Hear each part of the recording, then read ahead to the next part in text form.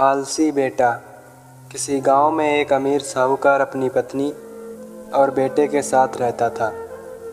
उसके बेटे का नाम सुमित था। उसका बेटा सुमित बहुत आलसी था, पर साहूकार बहुत मेहनती था। वह रोज़ सुबह होने से पहले शिव जी के मंदिर जाता।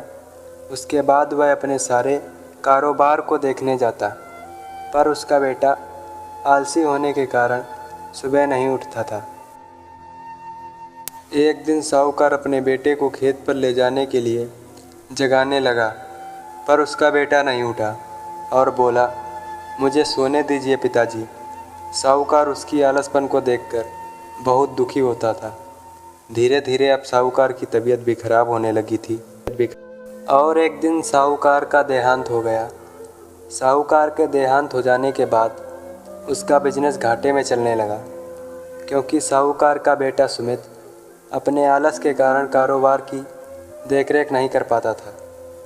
एक दिन सुमित अपने माँ से कहता है, माँ, हमारे कारोबार में बहुत घाटा हो रहा है और हमें इस कारोबार का कुछ भी पता नहीं है।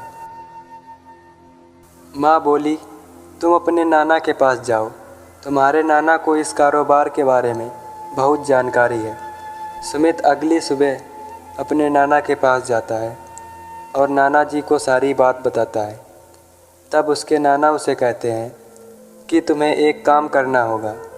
तुम्हें रोज़ सुबह सूर्य उगने से पहले उठकर शिव मंदिर जाना होगा और उसके बाद अपने सभी कारोबार को देखने जाना होगा। यह तुम्हें रोज़ करना होगा। सुमित अपने नाना की बात मानकर अब रोज़ सुबह शिव मंदिर से अपने सभी कारोबार को देखने जाया करता था। यह देखकर कारोबार के मज़दूर जो घोटाला कर रहे थे, वह सोचने लगे कि मालिक रोज़ यहाँ देखने के लिए आते हैं, अब हमें घोटाला बंद कर देना चाहिए, नहीं तो किसी दिन पकड़े जाएंगे।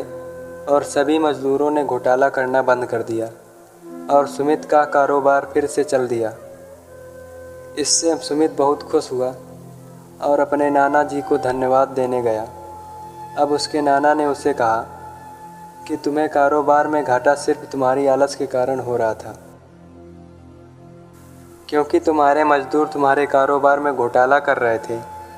अब तुम रोज़ अपना कारोबार देखने जाते हो, इसकी डर से तुम्हारे मजदूरों ने घोटाला करना बंद कर दिया है।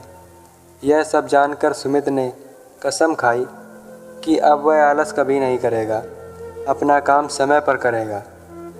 कहानी से सीख, हमें आलस नहीं करना चाहिए और अपना काम समय पर करना चाहिए।